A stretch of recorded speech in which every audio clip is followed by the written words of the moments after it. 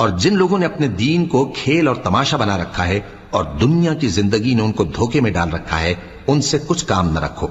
ہاں، اس قرآن کے ذریعے سے نصیحت کرتے رہو تاکہ قیامت کے دن کوئی اپنے اعمال کی سزا میں ہلاکت میں نہ ڈالا جائے۔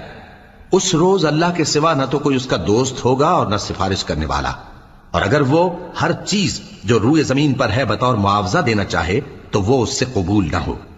یہی لوگ ہیں کہ اپنے اعمال کے وبال میں ہلاکت میں ڈالے گئے، سو ان کے لیے پینے کو کھولتا ہوا پانی اور دکھ دینے والا عذاب ہے، اس لیے کہ کفر کرتے تھے۔ کہو، کیا ہم اللہ کے سوا ایسی چیز کو پکاریں جو نہ ہمارا بھلا کر سکے نہ برا؟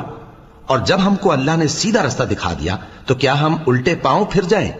پھر تو ہماری ایسی مثال ہو جیسے کسی کو جنات نے جنگل میں بھلا دیا ہو اور وہ حیران ہو رہا ہو، اور اس کے کچھ رفیق ہوں جو اس کو رستے کی طرف بلائیں کہ ہمارے پاس چلا۔ کہہ دو کہ رستہ تو وہی ہے